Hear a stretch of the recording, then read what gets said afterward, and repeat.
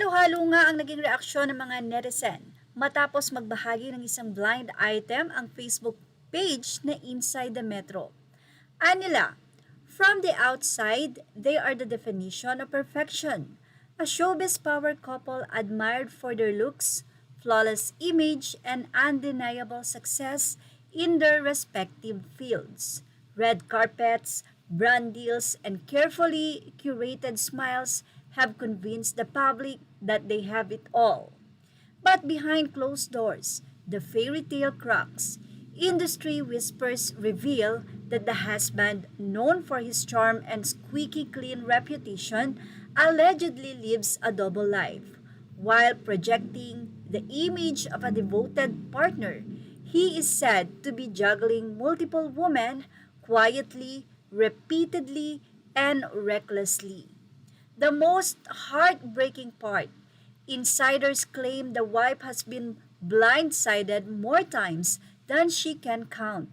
There were moments when the pain became too heavy to hide, one particularly raw episode allegedly unfolding in a hotel lobby, where she broke down in tears in front of close friends, her misery spilling out far from the cameras meant to protect their perfect image.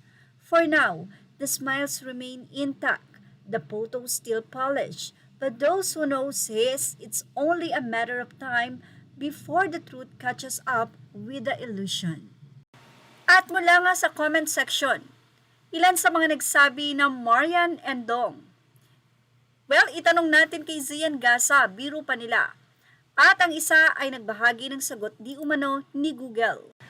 Ang sagot ni Google Gemini, in Philippine showbiz circles, the blind item you provided is widely speculated to be about Ding Dong Dantes and Marian Rivera, often referred to as the Dongian couple.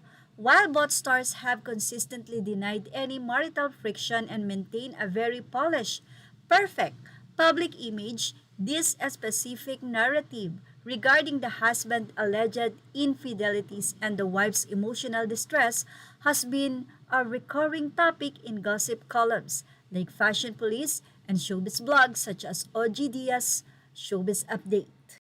Sa nasabi kasing pagbabahagi ng Inside the Metro, yung mga clue na makikita sa naging pahayag ay pinakamalapit na nga sa showbiz couples. Unang-una, pareho sila na artista, parehong gumagawa ng movie, may mga endorsement, at ang reputation ay talaga namang flawless. Pero naniniwala ang mga netizen na hindi flawless ang reputation ng mag-asawa. Dahil nun pa daw, nai-issue na nga ang ganito pero wala lang pag-amin. Ang ilan ay mayroong pang mga speculation na si Tony G daw at Paul Soriano.